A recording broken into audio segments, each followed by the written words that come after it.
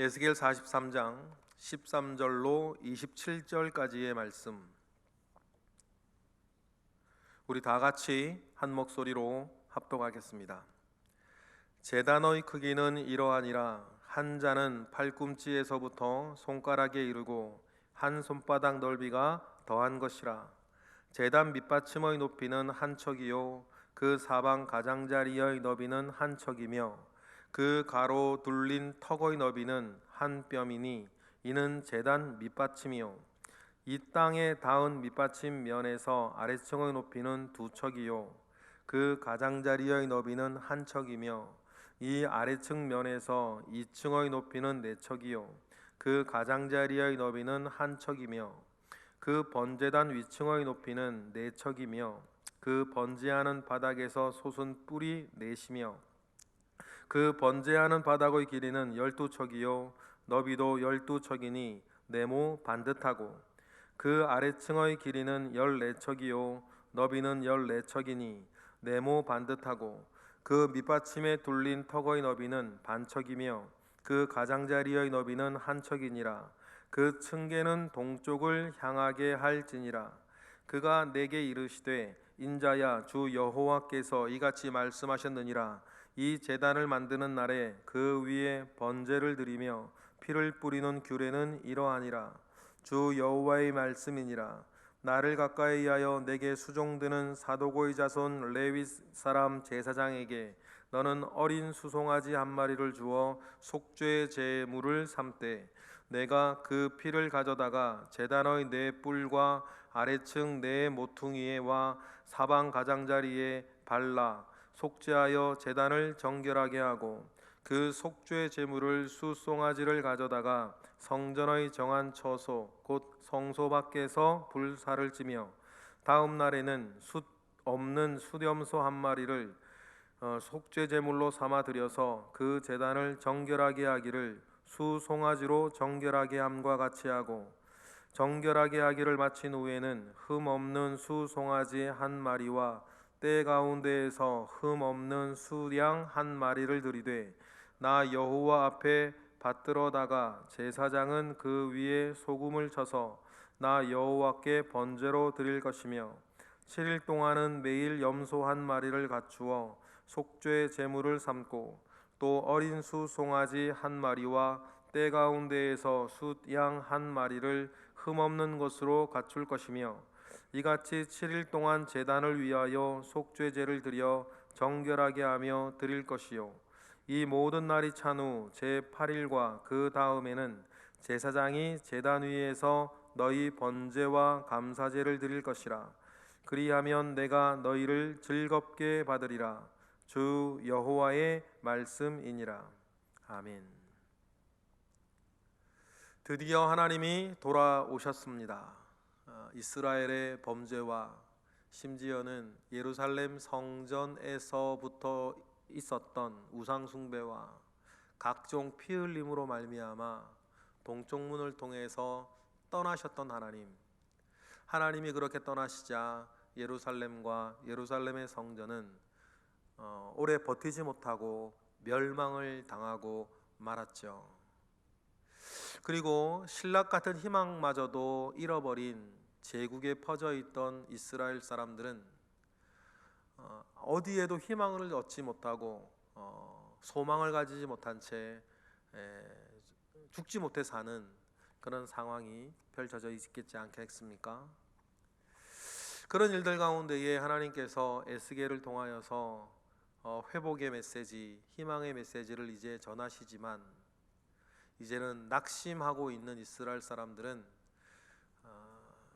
에스겔로부터 전하여지는 희망의 메시지도 제대로 믿지 못하고 여전히 정처 없이 살아가고 목자 잃은 양같이 살아가는 시간들이 이어지고 있을 때 하나님께서는 에스겔에게 회복될 성전의 메시지를 주시면서 그들의 중심을 붙잡아 주어야 할 믿음과 신앙, 어떤 환난과 어떤 어려움과 어떤 일들이 있어도 여러분 우리의 중심을 붙잡아 주는 것이 우리의 하나님을 향한 우리 주 예수 그리스도를 향한 우리의 믿음인 것을 우리는 꼭 기억해야 될 것입니다.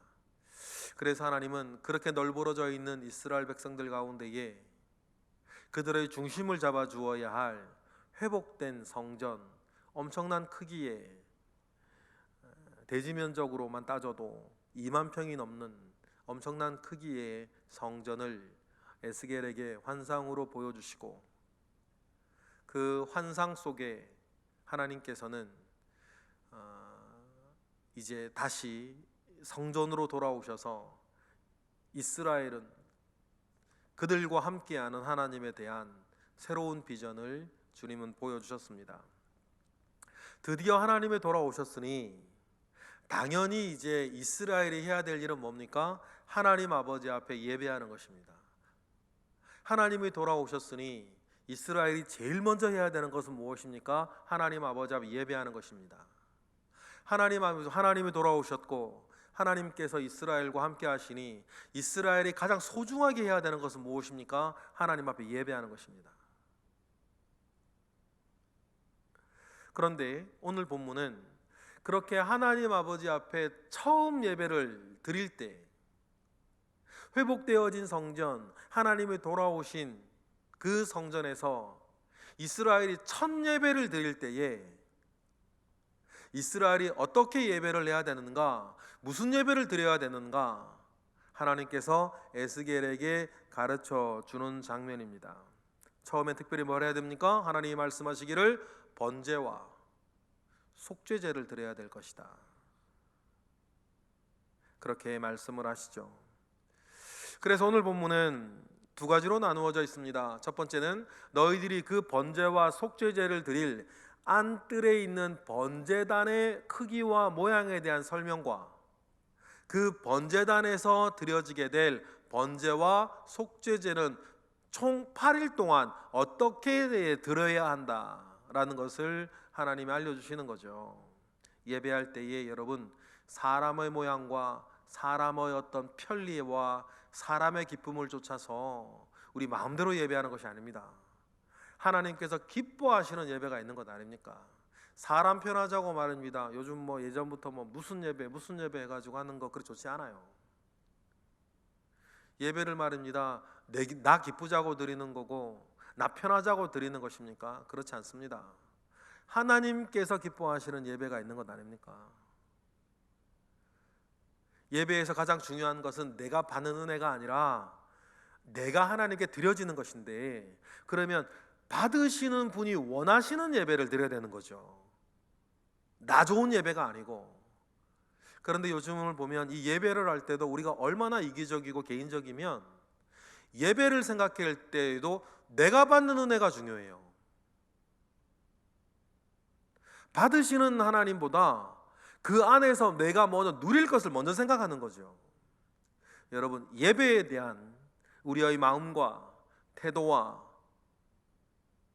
그 모든 것들이 하나님 중심으로 바뀌어져야 할 것입니다.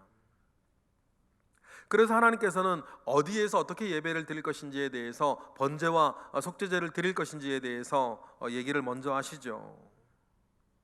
그래서 13절부터 17절까지가 그 번제와 속죄제를 드릴 번제단의 크기와 모양에 대해서 이야기를 하세요. 쭉 나오죠. 14절에 나와 있는 밑받침면이 되어 있는데, 이 밑받침이 정말 받침으로도 된 한층이냐, 아니면 모든 번제단은 땅에 도랑을 파게 돼 있어요. 도랑을 파게 돼 있죠. 왜 모세 때도 그렇고 솔로몬 성전 때도 그렇고 에스겔의 성전 때도 그렇고 번제단은 그 주변에 도랑을 파게 되어 있느냐 하면, 그 도랑이 있어야 번제단에서 짐승의 소나 양의 제물이 올려져 있을 때 당연히 뭐가 흐르겠어요? 피가 흐르겠죠. 그 피가 흐르면 그 피가 막 흘러서 온 안뜰을 더럽히지 아니하도록 번제단 주변에 이렇게 도랑을 파서 피가 흘렀을 때 그 도랑이 이렇게 더 이상 피가 퍼지지 못하도록 막아주는 도랑을 파게 되어 있는데, 그 파진 도랑을 이 밑받침으로 이렇게 좀 잘못 번역을 해 놓은 것이 아니냐라고 이렇게 학자들이 연구하고 해 보면 그렇게 얘기를 해요. 그래서 이 밑받침을 판도랑으로 생각하면 이 번제단은 3층으로 되어 있어요. 3층으로 되어 있고 정사각형이죠. 정사각형 모양의 위에는 4개의 뿔이 달려 있어요. 4개의 뿔이 달려 있는 것도 여러분 이해하실 수 있어요. 번제단 위에 짐승을 올려놓고 태울 때 행여나 타던 짐승이 이렇게 흐물흐물거리다가 땅바닥으로 흘러 떨어지면 안 되지 않겠어요. 그래서 올려져 있는 짐승 제물이 흘러내리지 아니하도록 4개의 뿔로 이렇게 잡아주게 되어 있죠.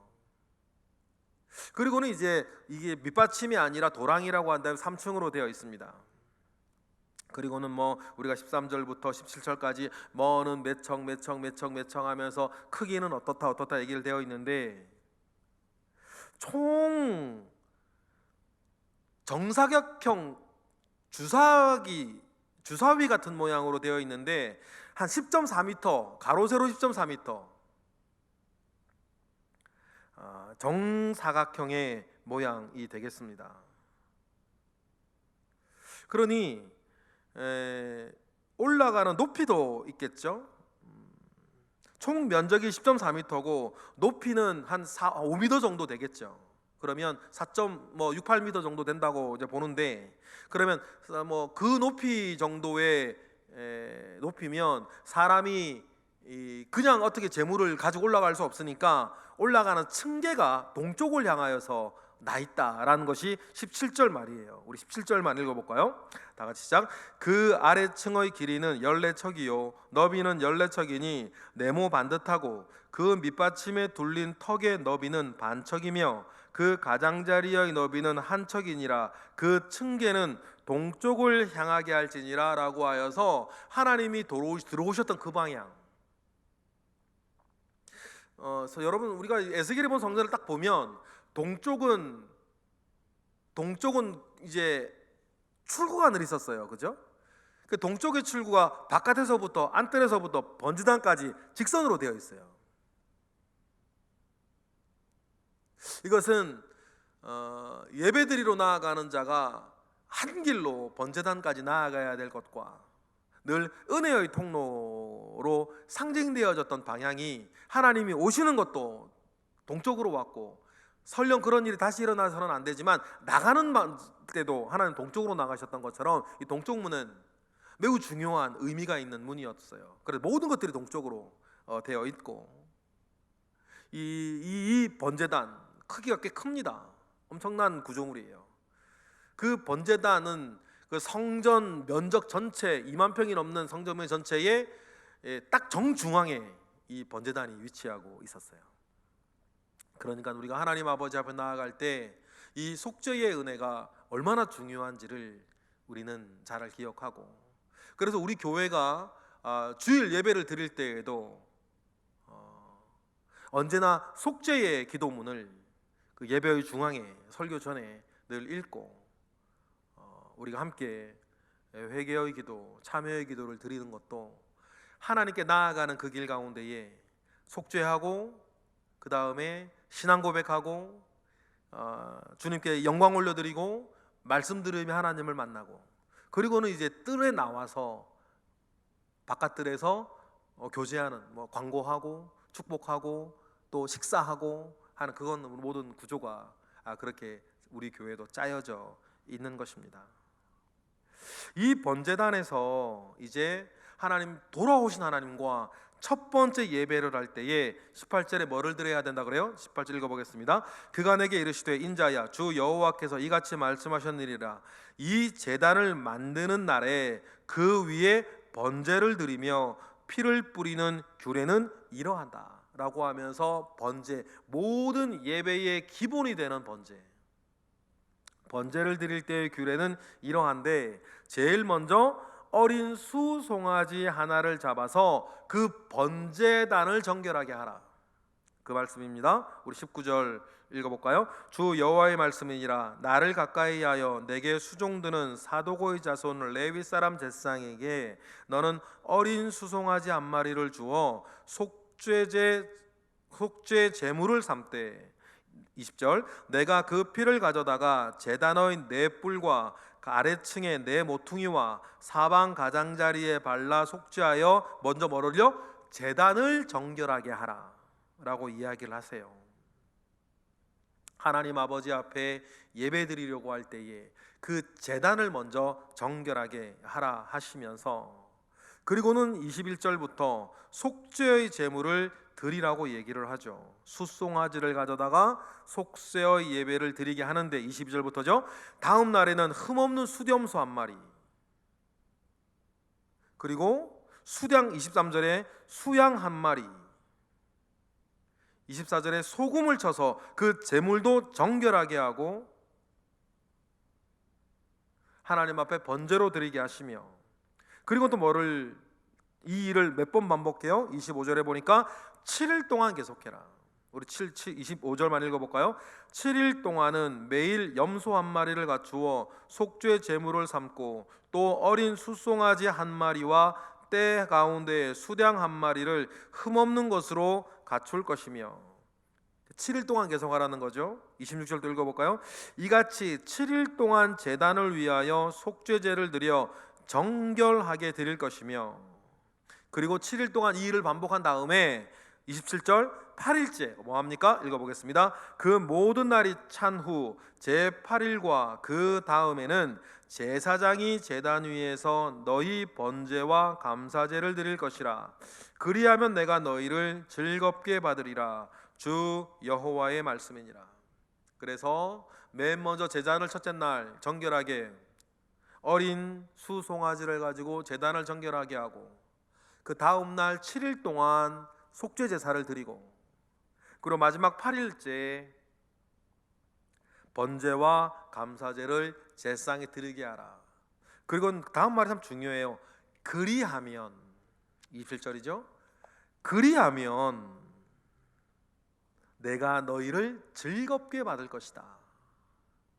그러니 여러분, 예배는 사람 중심으로서가 아니라 하나님 중심으로 드려지는 것입니다. 그리하면, 그렇게 하면 내가 너희를 기쁘게 받을 것이다. 너희를 기쁘게 받고 너희의 예배를 기쁘게 받을 것이다. 여러분, 이것이 여러분 예배 순서 하나하나가 어떻게 돼야 된다라고 하는 무슨 법과 규정처럼 우리가 오늘날 생각할 필요는 없으나, 우리가 기억해야 되는 것은 뭐예요? 하나님께서 기뻐 받으실 만한 예배가 무엇인지를 우리는 늘 고민해야 된다. 그리고 모두에 말씀드린 것처럼 예배의 핵심은 내가 받는 은혜가 아니라 내가 온전히 하나님께 드려지는 거다. 그 사실들을 여러분 잊으시면 안 돼요. 그러니 뭐 이게 좋네, 저게 좋네, 뭐 이 사람은 이걸 잘하네, 뭐 설교를 뭐 좀 하네, 은혜 예배 찬양이 은혜롭네, 뭐 다 좋은데요.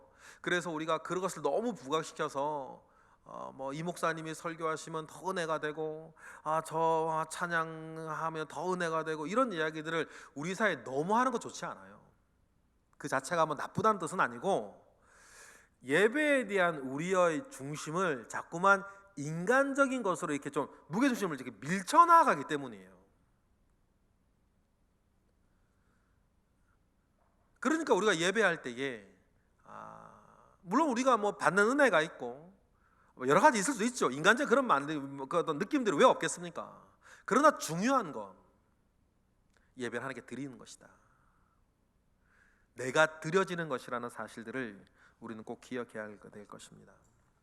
그리고 여러분, 하나님께서 예루살렘 성전에 들어오셨을 때에 가장 먼저 하는 것은, 하나님께서 가장 먼저 말씀하신 것은 우리에게 예배하게 하셨다는 사실이에요. 그래서 여러분, 우리는 하나님 아버지 앞에 우리가 제일 먼저 해야 될 건 뭐다? 예배다. 우리가 하나님 아버지 앞에서 가장 소중하게 얘기해야 되는 것도 뭐다? 예배다. 우리가 하나님 아버지 앞에서 내 믿음과 내 신앙생활과 내 교회 생활을 지켜나가기 위해서 우리의 가장 중요한 것은 뭐다? 예배다. 하나님께서 우리에게 가장 받기를 원하시는 것이 무엇인가? 예배다. 그래서 이 예배를 중심으로 여러분, 우리의 모든 신앙생활과 우리의 모든 교회생활과 심지어 모든 일상생활과 모든 사회생활이 하나님 뭐를 중심으로 돌아가기를 원하신다? 이 예배를 중심으로 돌아가기를 원하신다. 여러분, 그러한 하나님의 마음을 우리가 헤아리며 살아가는 우리 모두가 되기를 원해요. 여러분, 그래서 2021년이 되면 지금 새벽기도를 드리시고 있는 분들이야 새벽기도 드리는 분이 뭐 수요 예배 안 드리겠어요? 수요 예배 뭐 새벽기도 드리시는 분이 뭐 금요 심야기도 안 드리시겠어요? 여기 있는 분들은 다 심야기도 드리시는 분들이고 수요 예배 드리시는 분들이고, 새벽기도 드리시는 분이 뭐 주일 오후 예배를 안 드리겠어요? 주일 오후 예배 드리는 분이 주일 오전 예배 안 드리시겠어요? 그러나 영상을 보시고 있거나 나중에 영상으로 확인하시는 분들이 이 하나님께서 이 예배를 얼마나 소중하게 생각하시고 그 하나님 아버지 앞에 서 있을 때에 우리가 예배를 어떻게 생각해야 되는지에 대한 이야기들을 여러분 꼭 기억하시고 예배 중심의 생활들을 우리가 해나가시기를 원해요. 그래, 여태까지 주일 오전 예배만 드리셨던 분이면 2021년은 각오하셨으면 좋겠어요. 내가 오후 예배까지 드려보겠다. 오후 예배까지만 드리신 분이라면 내가 수요 예배까지 드리겠다. 수요 예배까지 드리셨던 분이면 내가 금요 심야기도까지 드려보겠다. 심야기도까지 드리신 분이라고 한다면 내가 새벽지단까지 드려보겠다.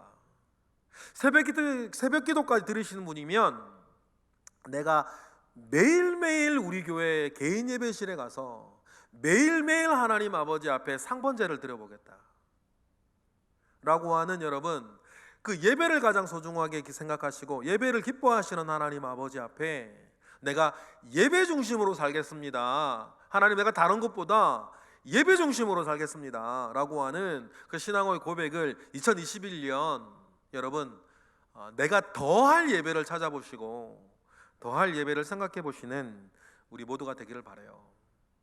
지금 뭐 오늘부터 또 우리의 예배 생활이 어떻게 또한 바뀌어져야 하는지 모르겠어요. 정부에서도 지금 확산세가 꺾이지 않아서 정말 고민이 많지 않습니까? 그러면 이러한 때에 우리가 꼭 각오할 게 하나 있어요. 어떻게 하든지 간에 나는 그래도 예배할 거라는 생각이에요. 어떻게든 어디서든 어떤 방식으로든 나는 그래도 하나님께 예배할 거라고 하는, 여러분, 예배를 향한, 이 소중한 예배를 향한 우리의 믿음이 꺾이지 않는 거예요. 그래서 늘 우리 가운데에는 하나님 아버지 앞에 드려지는 예배가 어떤 방식으로든지 살아있을 수 있도록 그 믿음 가운데에 우리의 믿음을 고백하고 하나님께서 가장 기뻐하시고 원하시는 그 예배를 우리가 드리는 저와 여러분 되시기를 주님의 이름으로 축복합니다. 기도하겠습니다. 할렐루야. 하나님, 하나님의 크신 은혜가 우리 가운데 있습니다. 성전이 회복되자마자 하나님께서 가장 먼저 말씀하신 것이 예배라고 하는 사실을 우리는 기억합니다. 하나님께서 가장 먼저 받으시기를 원하고 가장 기뻐 받으시기를 원하는 그것인 것을 우리는 또한 생각합니다. 이러한 하나님의 뜻을 받들고 하나님, 오늘과 같은 이 어려운 때에서도 어떻게 하든지 간에 예배하고 어디서든지 예배하고 어떤 방식으로든지 우리의 삶 가운데에 예배가 끊어지지 아니하도록 주님 우리를 붙잡아 주시옵소서. 주님으로부터 말미암아 오는 선한 은혜들이 언제나 예배를 통해서 우리에게 주어질 것을 우리가 소망하오니 예배를 소중히 여기며 하나님 아버지 앞에 먼저 드려지는 예배를 온전히 드릴 수 있도록 우리 모든 이들을 붙잡아 주시옵소서. 이 시간 드려지는 일천번째 예물과 성탄 감사 예물을 주님 기억하시고 기뻐 받으시옵소서. 거룩한 주일입니다. 주일 하나님 아버지 앞에 온전히 예배하며 보낼 수 있도록 우리를 주님 붙잡아 주시고 인도하여 주옵소서. 예수 그리스도의 이름으로 기도드렸나이다. 아멘.